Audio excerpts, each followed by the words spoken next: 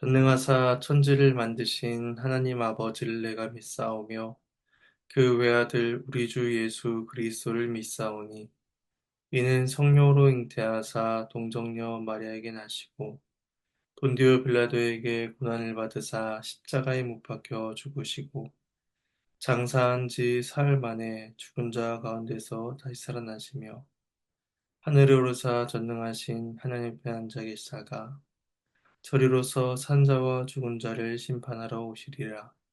성령을 믿사오며 거룩한 공예와 성도와 서로 교통하는 것과 죄를 사해 주시는 것과 몸이 다시 사는 것과 영원히 사는 것을 믿사옵나이다. 아멘. 찬송가 304장 찬송하시겠습니다.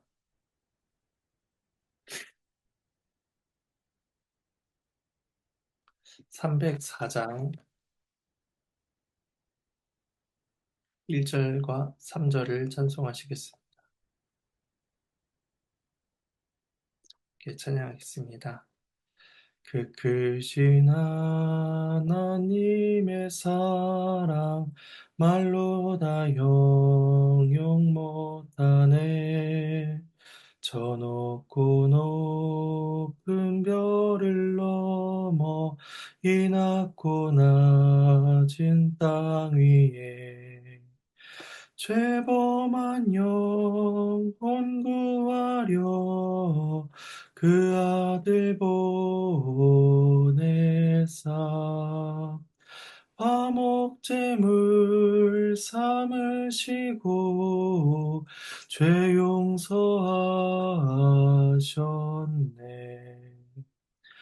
하나님 크신 사랑은 증량 다 못하네. 영원히 변치 않는 사랑 성도여 찬양하세.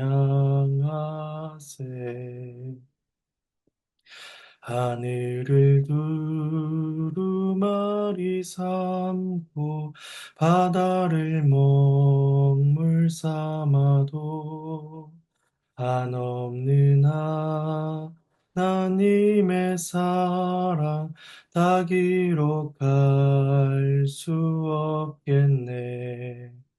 하나님의 크신 사랑 그 어찌 닿았을까. 저 하늘 높이 쌓아도 채우지 못하리. 하나님 크신 사랑은 증량 다 못하네. 영원히 변치 않는 사랑 성도여 찬양하세.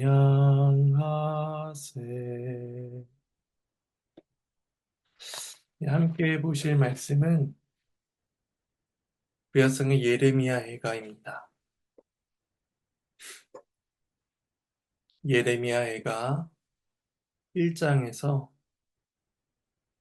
1장 1절에서 11절까지 말씀입니다.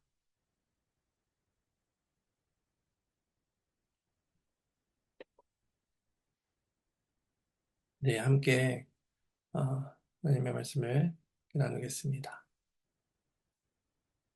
오늘부터 이제 28일까지는 예레미야애가로 본문이 진행이 됩니다.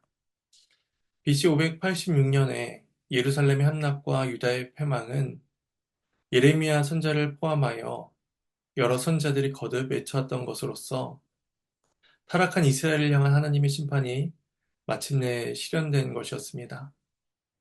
예루살렘에 닥친 이방인들의 살육과 약탈의 공포, 황폐화된 유다의 모습은 그 선자인 예레미야 자신도 견딜 수 없는 큰 비탄과 고통으로 다가왔습니다. 그래서 예레미야 애가에는 애절한 슬픔과 탄식이 가득 담겨 있습니다. 때로는 시인 자신의 음성으로, 때로는 처녀딸 시온의 음성으로, 때로는 1인칭 복수의 음성으로 하나님 앞에 선지자가 나아갑니다. 하지만 선지자는 현재에 당한 고통에만 매몰되어 있지 않습니다. 그 상황에서 하나님을 바라봅니다. 하나님의 진노가 두렵고 또 끔찍하지만 하나님께서는 그 진노를 영원히 품지 아니하실 것을 소망하면서 나아갑니다. 왜냐하면 하나님은 신실하시고 사랑과 긍휼이 무궁한 분이시기 때문입니다. 따라서 우리 또한 어떠한 시련과 고통 가운데에서도 우리 하나님께 소망을 두며 또 하나님께 기도하며 나아가야 할 것입니다. 예레미야의 문학적인 특징을 한 가지 언급할 수 있습니다. 3장을 제외한 4개의 장은 모두 22절로 구성되어 있고, 그리고 3장의 경우에는 그 22절의 배수인 66절로 구성되어 있습니다. 그리고 히브리어 알파벳은 총 22개의 문자로 되어 있는데, 예레미야 애가의 1장, 2장, 4장은 각 절이 연이은 히브리어 알파벳으로 시작을 합니다. 영어로 친다면 1절은 A, 2절은 B, 3절은 C 이렇게 시작을 합니다. 그리고 3장의 경우에는 3절씩 한 그룹을 이루어서 1에서 3절이 이제 A, 4절에서 6절이 B 이렇게 시작을 합니다. 이제 5장 같은 경우는 이러한 특징은 나타나지 않습니다. 근데 이러한 ABC, 이런 연인 알파벳의 구성은 번역본인 한글이나 영어 어떤 것에도 드러나질 않고 있습니다.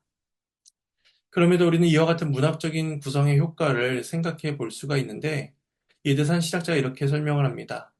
이러한 구성은 첫 번째로 이것은 오래 멈추어 서지 못하고 우리로 하여금 가차없이 계속해서 앞으로 말씀을 읽으면서 나아가게 한다는 것입니다. 그래서 여기는 속도감과 리듬감이 있는데 이것은 슬픔을 통과하는 여정이지 우리로 하여금 그 안에서 허우적대지 않게 한다라고 합니다. 또 두 번째는 마치 시인은 A부터 Z까지 우리의 고통이 여기 있습니다 라고 주께 말한 듯하다라고 설명합니다. 그럼으로써 인간이 겪는 모든 고통을 처음부터 끝까지 하나님께 모두 다 아뢰고 있다는 것이죠. 마지막 세 번째는 그럼에도 불구하고 혼돈의 소용돌이를 통제하는 어떠한 능력을 우리에게 부여한다고 합니다.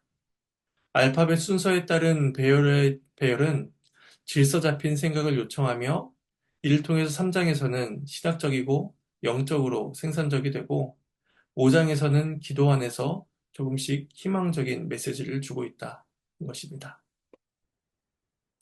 이제 오늘 본문을 세 부분으로 나누어서 살펴보도록 하겠습니다. 1절에서 4절은 패망한 예루살렘의 슬픔입니다. 먼저 2절까지 봉독하겠습니다. 슬프다 이성이여 전에는 사람들이 많더니 이제는 어찌 그리 적막하게 앉았는고. 전에는 열국 중에 크던 자가 이제는 과부같이 되었고 전에는 열방 중에 공주였던 자가 이제는 강제 노동을 한 자가 되었도다. 밤에는 슬피우니 눈물이 뺨에 흐름이여 사랑하던 자들 중에 그에게 위로한 자가 없고 친구들도 다 배반하여 원수들이 되었도다. 선지자는 예루살렘 도성을 과부와 몰락한 왕국의 공주로 묘사합니다. 남편이 살아 있었을 동안에는 확고한 사회적 지위가 있었지만 이제는 상실과 공허로 가득한 삶이 되었습니다. 또한 과거엔 영예롭고 세심하게 보살핌을 받던 공주가 이제는 종이 되어 착취당하고 궁핍하게 된 것입니다. 성벽과 성전은 회파되고 수많은 사람들이 죽임을 당했으며 유력한 사람들은 바벨론의 포로로 끌려갔습니다. 예루살렘이 슬피우니 그 눈물이 밤에도 그치지 않고 온 뺨에 흐를 정도입니다. 갑자기 속상해서 울음이 터지는 것이 아니라 낮부터 울던 울음이 밤까지 그치지 않고 그 슬픔이 너무 커서 밤새도록 애곡하고 있는 것입니다. 안식과 쉼을 주던 밤조차도 예루살렘에게는 슬픔의 시간이 됩니다. 그녀를 위로해주는 사람이 있었으면 그나마 낫지 않았을까요? 하지만 사랑하던 사람들조차도 다 떠나가고 그녀에게는 아무도 남지 않았습니다. 이들은 유다가 의지했던 애굽과 주변 나라들을 가리키는데 유다가 환란을 당하자 모두 배신하고 떠나버린 것입니다. 3절과 4절 말씀입니다. 유다는 환란과 많은 고난 가운데에 사로잡혀 갔도다. 그가 열국 가운데 거주하면서 쉴 곳을 얻지 못함이며 그를 핍박하는 모든 자들이 궁지에서 그를 뒤따라 잡았도다. 시온의 도로들이 슬퍼하며 절기를 지키려 나아간 사람이 없음이로다. 모든 성물들이 적막하며 제장들이 탄식하며 처녀들이 근심하며 시온도 공고를 받았도다. 지 유다는 환란과 많은 고난 가운데 시달리다가 사람들이 다 사로잡혀 갑니다. 이것은 과거 이스라엘의 모습과 대비를 보여줍니다. 이스라엘은 애굽에서 고통과 노역 가운데 있었지만 구원을 받아 평안을 누리게 되었습니다. 하지만 이제는 바벨론의 포위와 압제 가운데 시달리다가 포로로 잡혀가기까지 합니다. 출애굽의 역전이 일어나고 있는 것이죠. 과거 홍해까지 쫓아온 애국 군대는 목적을 이루지 못하고 모두 다 죽게 된 반면에 이번에는 핍박한 자들이 궁지에서 그를 뒤따라 잡으니 유다는 더 이상 안식하며 쉴 곳을 찾지 못합니다. 시온의 도로는 이스라엘 각지에서 예루살렘으로 향해 오는 모든 도로들을 가리킵니다. 과거 이 시온의 도로와 또 예루살렘 성문에는 예배를 드리기 위해서 나아오는 순례자 무리의 소리들이 가득 넘쳐났었습니다. 그러나 이제 성전은 파괴되고 절기와 모든 예식들은 다 사라져 버립니다. 기쁨과 환희가 넘쳐야 할 곳에 적막감이 감돌며 제사장들은 탄식하며 처녀들은 근심합니다. 처녀들은 절기에 모여 함께 춤추며 노래하며 기뻐한 역할을 했지만 이제는 그 역할을 할 수가 없게 된 것입니다. 이어지는 5절에서 9절 상반절까지는 조롱거리가 된 예루살렘의 모습을 보여줍니다. 6절까지 봉독하도록 하겠습니다. 그의 대적들이 머리가 되고 그의 원수들이 형통함은 그의 죄가 많음으로 여호와께서 그를 곤고하게 하셨습니다. 어린 자녀들이 대적에게 사로잡혔도다. 딸 시온의 모든 영광이 떠나가며 그의 지도자들은 꼴을 찾지 못한 사슴들처럼 뒤쫓는 자 앞에서 힘없이 달아났도다. 모세는 신명기 28장에서 언약적 축복과 저주에 대해서 말씀을 하였습니다. 그 중에 28장 13절에서 여호와께서 너를 머리가 되게 하시고 꼬리가 되지 않게 하시며 라고 말씀하는 부분이 있는데 현재 유다는 꼬리가 되고 원수들이 머리가 된 상황입니다. 이것은 유다에게 힘과 지혜가 없어서가 아니라 그들의 죄가 가득했기 때문입니다. 그들은 하나님과의 언약을 깨뜨리며 이방과 여러 우상들을 신뢰하였습니다.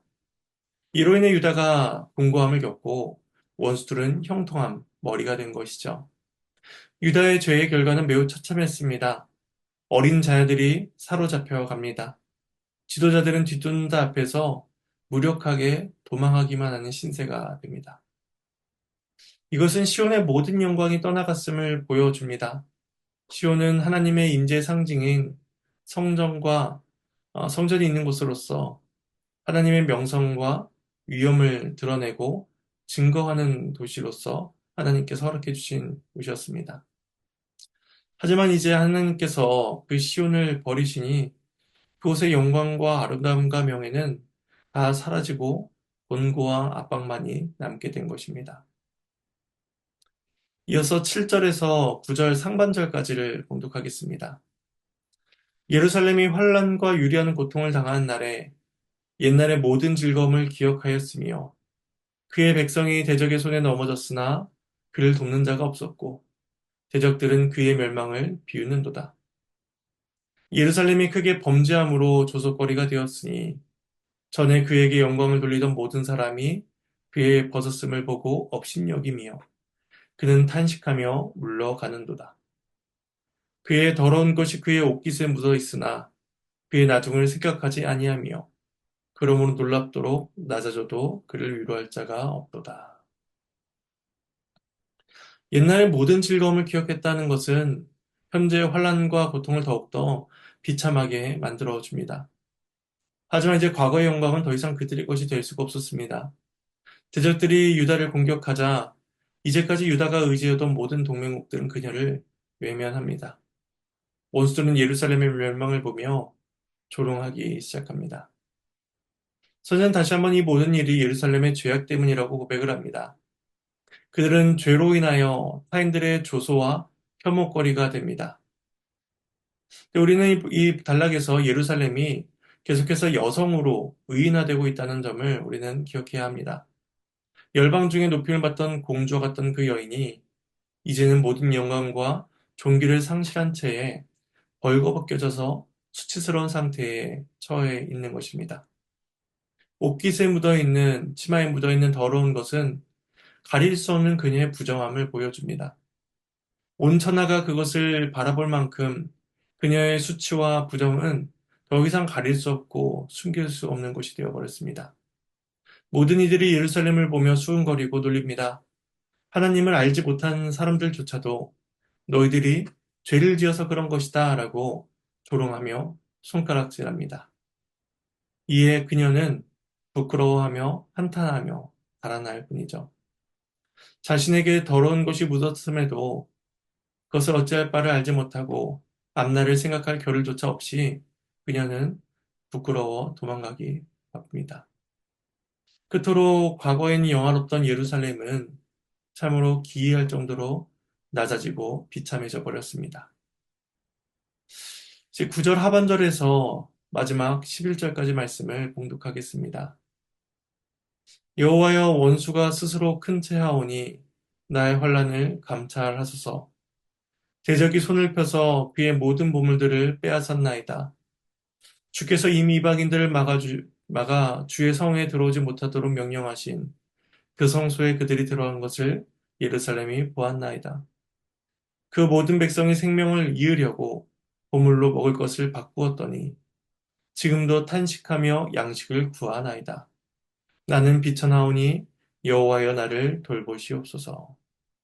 하나님의 말씀입니다. 하나님께 감사합니다. 이제 그녀는 고통에 넘어와 있는 하나님을 바라봅니다. 그리고 하나님께서 원수를 판단해 주시기를 구합니다. 원수들은 예루살렘 모든 보물들을 빼앗고 하나님께서 금하신 성전에 발을 들였습니다. 고대 사회에서 전쟁은 신과 신의 전쟁이라는 개념이 있었기 때문에 바벨론 군대는 예루살렘 함락 후에 성전에 들어가 그것을 짓밟고 더럽히며 그것을 매우 불결하게 만들었을 것입니다. 시편 74편은 이러한 장면을 생생하게 묘사합니다. 제가 시편 74편 4절에서 8절 말씀을 봉독해 드리겠습니다. 주의 대적이 주의 회중 가운데에서 떠들며 자기들의 깃발을 세워 표적으로 삼았으니 그들은 마치 도끼를 들어 삼림을 베는 사람 같으니이다. 이제 그들이 도끼와 철퇴로 성소의 모든 조각품을 쳐서 부수고 주의 성소를 불사르며 주의 이름이 계신 곳을 더럽혀 땅에 엎었나이다. 그들이 마음속으로 이르기를 우리가 그들을 진멸하자 하고 이 땅에 있는 하나님의 모든 회당을 불살랐나이다. 시편 74편 말씀입니다.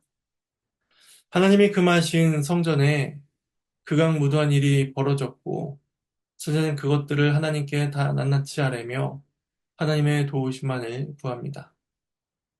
11절에서 본문 11절에서 모든 백성이 생명을 이으려고 보물로 먹을 것을 바꾸나이다 라고 말하고 있는데 이것은 음식을 먹지 못해 죽을 것 같은 영혼을 살리려고 자기들이 가진 보물들을 내어놓았다라는 것입니다.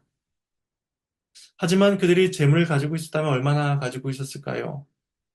아마도 얼마 가지고 있지 못했을 것이며 그나마 가지고 있는 것이라도 털털 다 털어서 먹을 것을 구하려고 어떻게든 애쓰고 있는 모습을 보여줍니다. 그만큼 이스라엘의 상황이 피폐해졌다는 것을 우리는 보게 됩니다. 그래서 예루살렘은 여호와께 자신의 비천한 처지를 감찰하시고 돌보아 주시옵소서라고 호소하면서 오늘 본문이 이제 마쳐지게 됩니다. 이제 말씀을 정리하겠습니다. 하나님께서 떠나시자, 하나님께서 예루살렘을 버리시자, 과거의 영광은 모두 다 사라져 버립니다. 열방에서 높임을 받던 자가 이제는 강제 노동한 자가 되었고, 예배의 즐거움과 환희가 있던 곳에는 적막과 슬픔만이 존재하게 됩니다. 이러한 모습은 하나님 없이 살고자 하는 자들의 결말을 보여주고 또 죄 가운데 살아가던 자들의 최후를 보여주기도 합니다. 그들은 하나님을 떠나 자유와 쾌락, 행복을 누리고자 하지만 하나님이 떠난 그 자리에는 탄식과 애고, 불행만이 가득할 뿐입니다. 칼빈은 오늘 본문을 해석하는 중에 다음과 같이 권면을 합니다. 칼빈의 권면을 읽고 말씀을 마치겠습니다. 하나님께서 우리를 관대히 대해 주실 때에 우리는 어리석은 자가 되지 않도록 주의를 기울이고 그분의 축복에 감사하는 것을 배우며 또한 우리에게 주어진 의무를 숙고하여야 한다. 라고 말합니다. 우리에게 매일같이 베풀어지는 하나님의 은혜 속에서 우리는 감사와 평안을 배워야 할 것이며 또 우리에게 주어진 성도의 거룩함을 이루어갈 수 있도록 우리에게 주어진 의무를 매일같이 숙고해야 할 것입니다.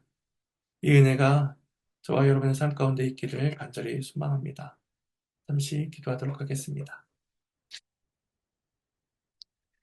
하나님의 은혜에 감사를 드립니다. 오늘 말씀을 통하여서 하나님의 공의로우심과 또 하나님의 긍휼하심을 소망하게 하심에 감사를 드립니다. 하나님께서는 악한 자들을 심판하시며 또 죄 가운데 있는 주의 백성들을 징계하시고 권면하심으로써 우리로 하여금 주께로 돌아오도록 만들어 주십니다.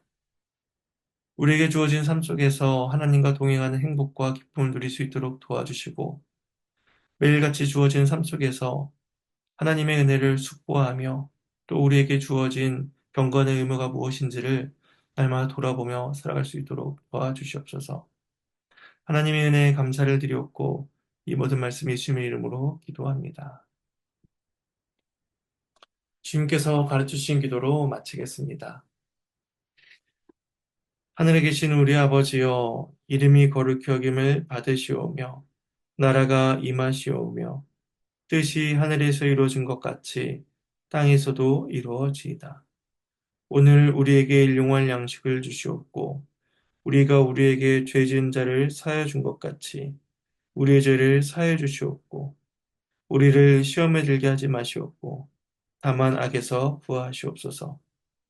나라와 권세와 영광이 아버지께 영원히 있사옵나이다. 아멘.